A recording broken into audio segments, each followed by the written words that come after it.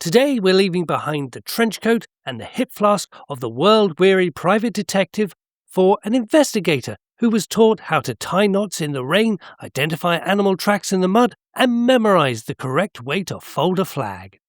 Welcome to Roll for Sanity, where we become mythos investigators in the world of Call of Cthulhu role-playing. And welcome to all the new investigators joining us since the last vid. Chaosium have released Campfire Tales, Scouts Against Cthulhu, where you can suffer at the hands of the mythos and earn a badge doing it. Campfire Tales was preceded by books like The Famous Five, films and TV shows like Goonies through to Stranger Things, where heroic children win the day.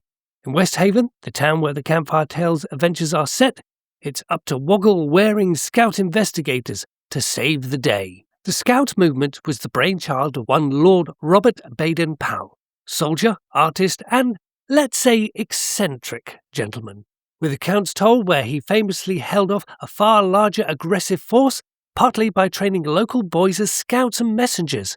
He came home a national hero, wrote the book Scouting for Boys in 1908, and watched as the entire country's youth immediately took up penknives and formed scouting troops. By the 1920s, the movement had gone thoroughly global, with troops in America, Australia, India, and beyond.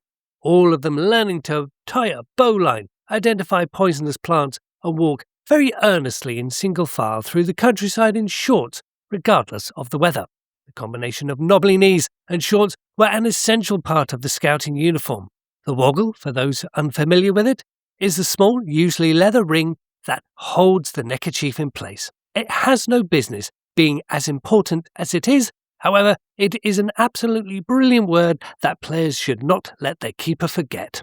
In 1910, the Girl Guides Association was founded by both Robert and his sister Agnes Baden-Powell. In America, Julia Gordon-Low founded the Girl Scouts in 1912 with the same values and outdoor spirit. The Campfire Tales book does an excellent job in providing the history of the Scouts and excellently captures the difficulties the organization has faced, to focus on the positives.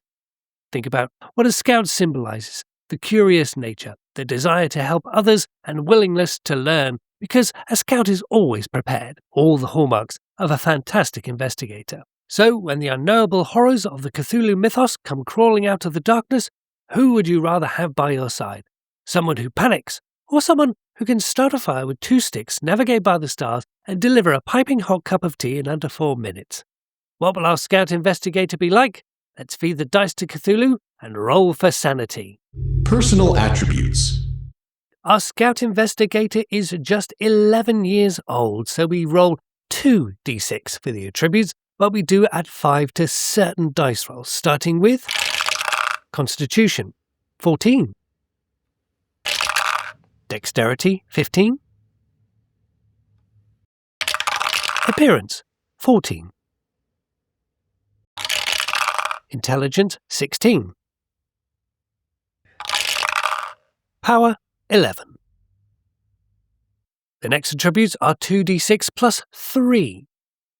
Strength, 8. Size, 8. Education, 9.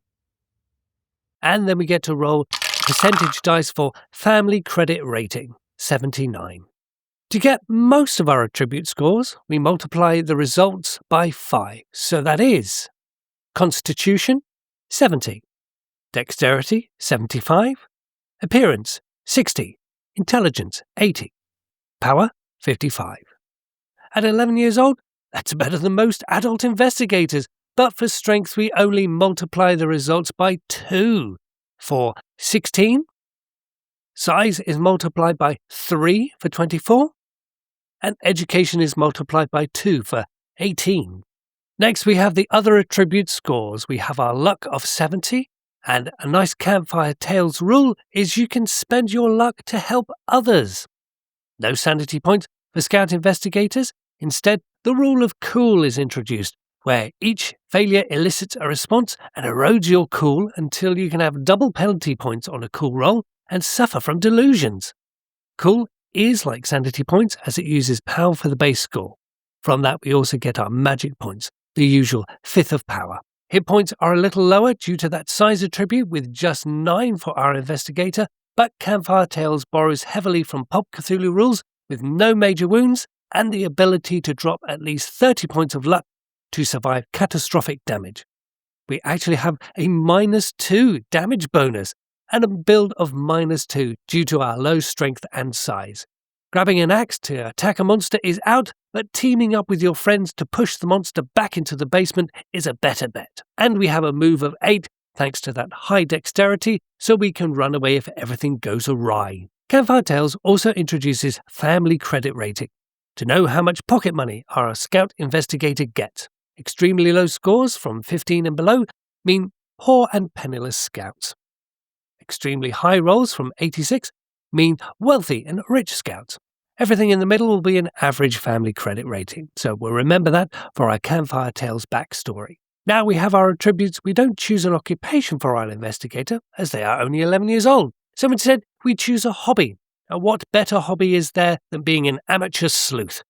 Each hobby comes with an obligation, who might be your trusted adult, and also what I consider to be the heart of Campfire Tales, a merit badge. But let's take a look first at what skills come with the amateur sleuth hobby. Hobby skills. We get an interpersonal skill, law, library use, then listen or spot hidden, tough choice there, locksmith or psychology, stealth or track, and a personal/era speciality. All scouts get 200 points to spend on these hobby skills, and we need to make them count as there are no personal skills based on intelligence. So, what will it be? For our interpersonal skill, Fast Talk would be fun, but I think Persuade would be a better choice for our amateur sleuth. 40 points here. We'll skip spending points on law, as even for a 1920s bookworm, it's not very interesting. Even the Campfire Tales book describes the skill as uncommon, so we'll save our points for a skill that is more likely to come up in an adventure. 30 points in library use, and we'll go for spot hidden over listen with 25 points spent there, and 25 points in psychology to give us a chance of reading people. 40 points in stealth to make our scout investigator sneaky, which leaves us 40 points for a personal skill or era speciality. As Campfire Tales has the Reassure skill, which can repair sanity better than a month in an asylum, I would usually say take this skill if you can. But that said, Campfire Tales brings over the skill Ride Bicycle. And where would a scout be without their trusty steed, like mini cowpokes riding off into the sunset after an adventure? So 40 points there so they don't fall off their bike. Badges. Our amateur sleuth hobby grants us the reading badge. And as I mentioned, I think this is the heart of Campfire Tales. After a normal Call of Cthulhu adventure, your investigator gets to roll against the skills they have checked in a game as a kind of advancement for the character. The scout investigators have the opportunity to earn a badge to recognize the efforts of an individual during an adventure. I think a lot of folks like myself will find that very charming, maybe just a little bit cool. The Campfire Tales book naturally has a whole section on badges. The Wayfarer Scout badge is a base badge awarded to all scouts, and the 5 rank badges are earned as the scouts get older, with 12 ability badges describing skills from animal friendship to wilderness survival. Our scout starts with the Wayfarer badge. They are 11, so also receives a Wanderer badge, which, once per adventure, can be used to make a skill roll, converting a failure into a success. But as the book points out, a Wayfarer badge cannot be used to leap the Grand Canyon. I mentioned our scout investigator has the Reading badge. This badge provides them with +10 on 2 language skills. So I'll choose to boost their own language and boost the language of signaling. During the game, it can be used once to provide a bonus die on language rolls. And get this, without the need for a dice roll, they can understand and translate one word or phrase of any non-mythos language. Now can you see why I think badges are the essence of Campfire Tales? The finishing touches. To round out our scout investigator, we need to look at the rest of their hobby, which adds to their backstory.